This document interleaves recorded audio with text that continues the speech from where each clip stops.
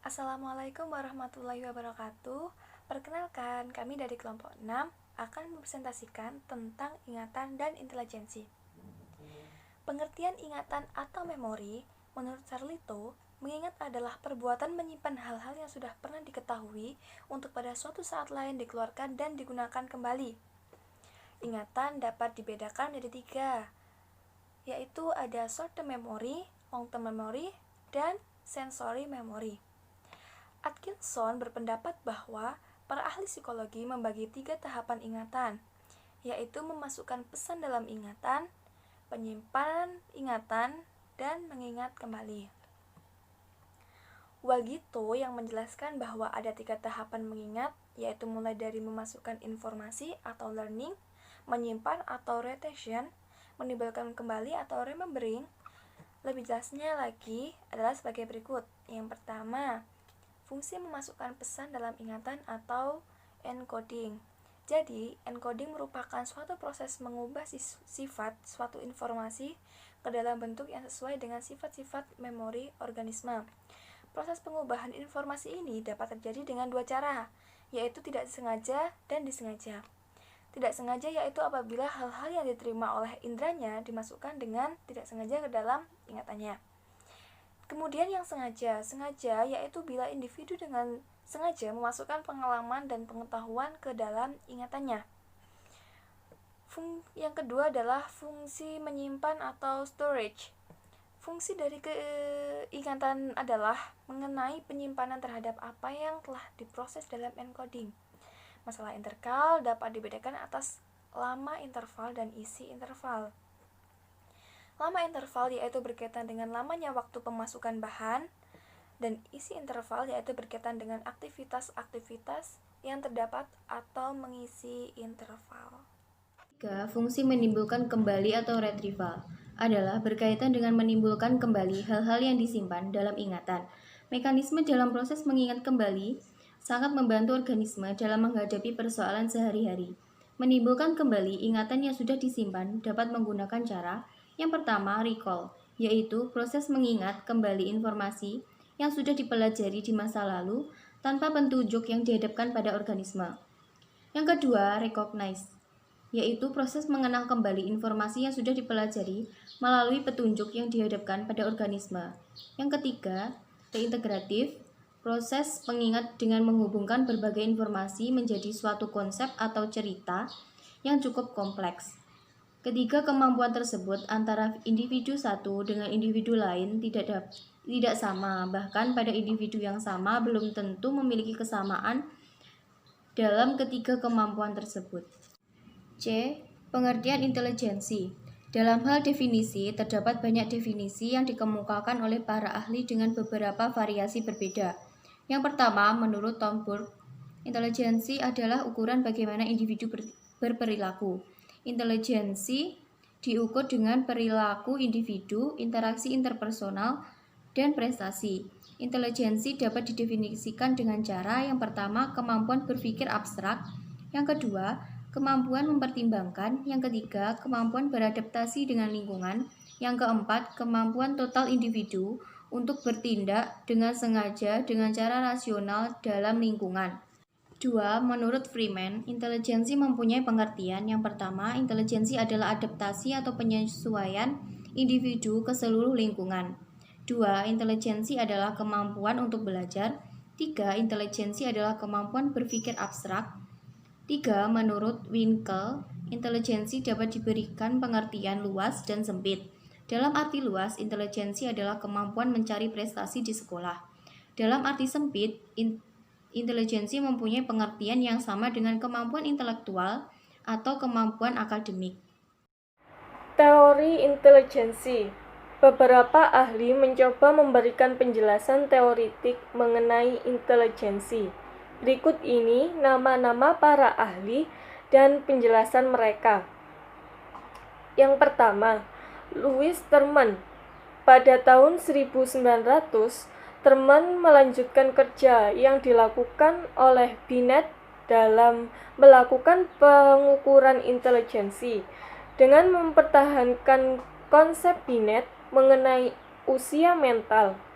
Menurut Terman, intelijensi merupakan satu kemampuan tunggal yang disebut usia mental atau mental age.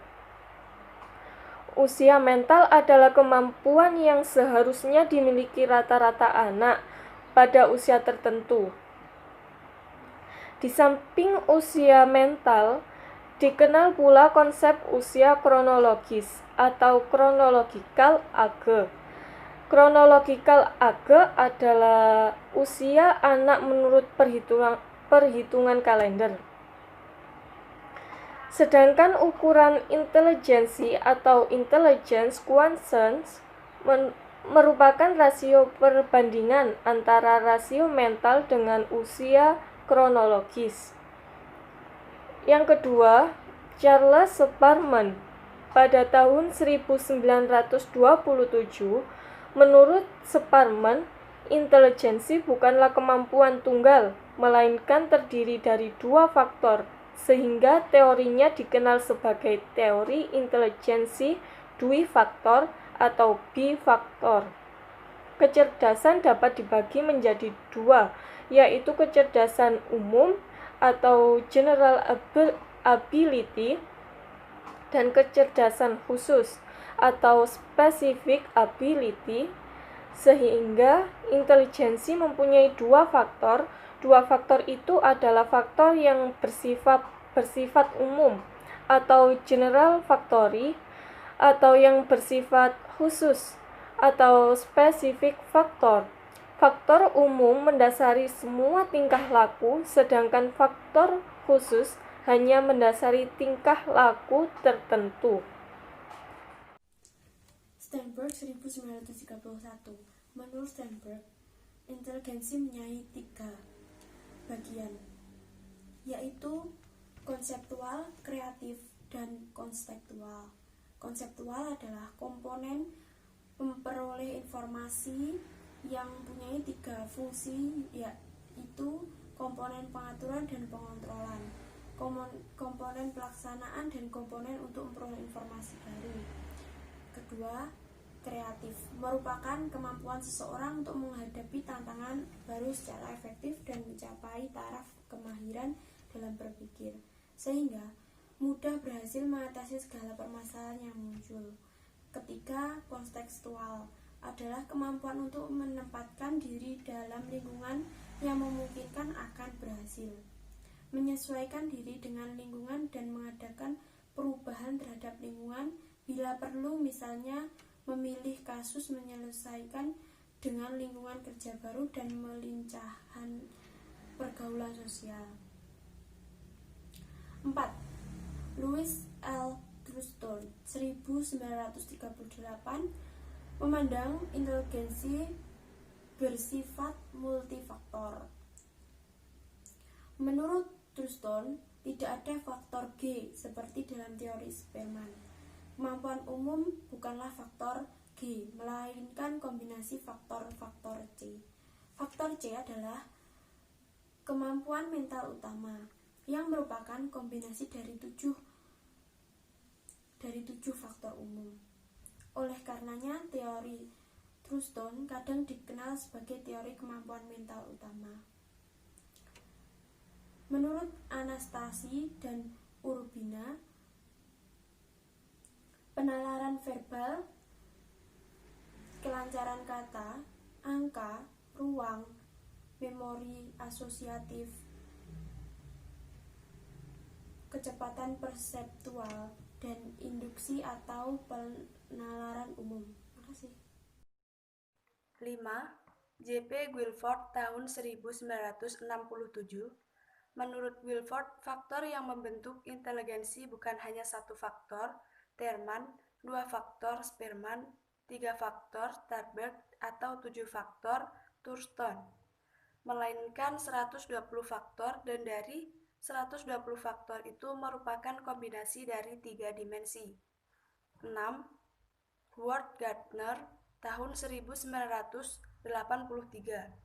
Intelijensi bukanlah satu kemampuan sebagaimana disampaikan oleh Terma, Sparman, Sternberg, Thurston, dan Guilford.